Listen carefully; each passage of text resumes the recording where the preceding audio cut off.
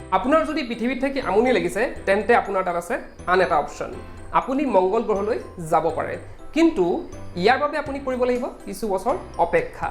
এতিয়া প্ৰশ্ন হয় অকল মংগল গ্ৰহই কিয় আন গ্ৰহ কিয় নহয় কিন্তু ইয়াৰো আছে কিছু বিশেষ কাৰণ যাক জানিলে আপুনিও মংগল গ্ৰহৰ সম্পৰ্কে এক স্পষ্ট ধাৰণা লাভ কৰিব পাৰিব আমি জানো যে পৃথিৱীৰ মধ্যাকৰ্ষণ বলৰ বাবে আমি পৃথিৱীত চলাফুৰা কৰাটো সম্ভৱপৰ হৈ পৰিছে এই মধ্যাকৰ্ষণ বল মংগল গ্ৰহটো উপলব্ধ আৰু ইয়াৰ পৰিমাণ পৃথিৱীৰ মধ্যাকৰ্ষণৰ মাত্ৰ 38% যদিও ই মানুহৰ বসতিৰ বাবে যথেষ্ট বুলি বিজ্ঞানীসকলে মত পোষণ কৰে পৃথিৱীৰ দৰে ইয়াত দিন ৰাতি হোৱাৰ লয় প্ৰায় সমান মংগল গ্ৰহত এদিনৰ সময়সীমা হৈছে 24 ঘণ্টা 39 মিনিট আৰু 35 ছেকেণ্ড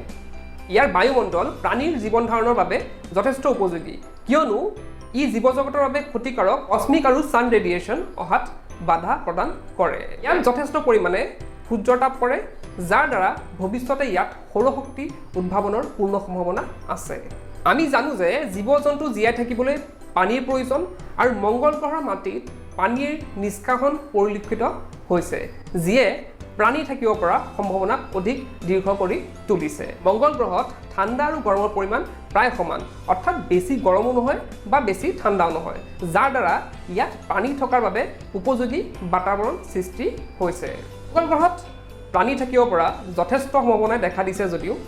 এতিয়া প্ৰয়োজন আছে যথেষ্ট গৱেষণাৰ সেয়েহে ইয়াত কেতিয়া প্ৰাণীৰ বসতি হ'ব তাক কোৱাটো বৰ্তমান সম্ভৱ নহয়